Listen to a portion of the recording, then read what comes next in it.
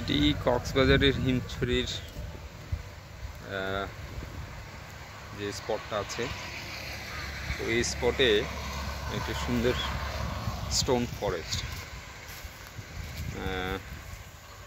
এখানে ভ্রমণ এবং পর্যটন পিপাসু লোকজন এখানে এসে একবার ঘুরে যেতে পারেন। খুব সুন্দর করে ইনস্টলেশনগুলো করেছে তারা।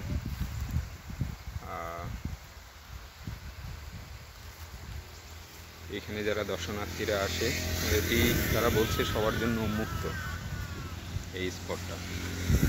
আমার কাছে খুবই চমৎকার লেগেছে। এখানে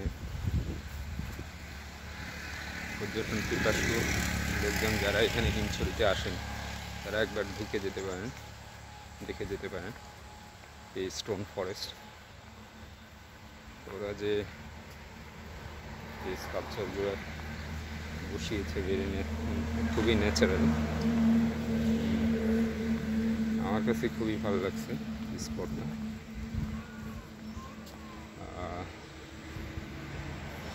হয়তো এখানে দর্শনার্থী বা কক্সবাজারের সমুদ্র সৈকতে যারা ঘুরতে আসে, বেড়াতে আসেন এবং হিমছড়ি সবাই আসে, কিন্তু এই হিমছড়ির এই জায়গাটা আমার কাছে বেশ চমৎকার লেগেছে। তাদের যদিও এই পরন্ত বিকেলে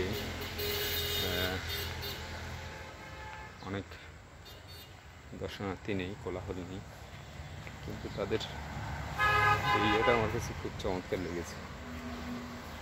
আবারও বলছি, কক্সবাজারে যে ভ্রমণ পিয়াসী অতিথিরা আসেন তারা একবার অন্তত ঘুরে যেতে পারেন এই সুন্দর স্পট, সুন্দর আয়োজন।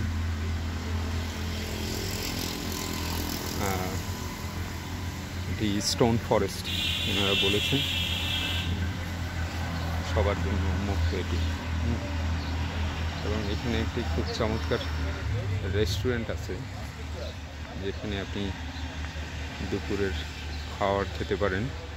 তারা একেবারে ফ্রেশ সি ফিশ বা সামুদ্রিক মাছ আপনি একেবারে আপনার সামনে অর্ডার করে ওরা সাথে সাথে প্রিপারেশন করে দেবে আপনাকে।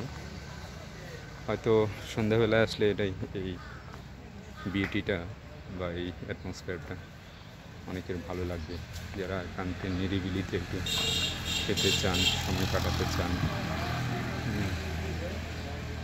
এই স্পটটা, এটা এই স্টোন ফরেস্ট যারা করেছে তারা হচ্ছে এই যে আপনি দেখতে পাচ্ছেন এখানে মূলত এটি সামরিক বাহিনীর বিজেপির ওরাই এই এটা করেছে এই স্পটটা। তারা সবাইকে অনুরোধ করেছে যে যাতে কেউ ফুল না ছিঁড়ে।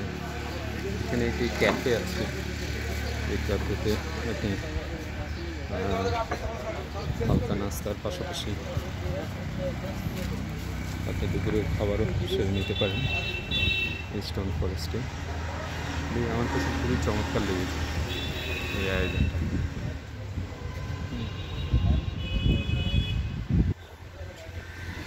কক্সবাজারে যারা আসেন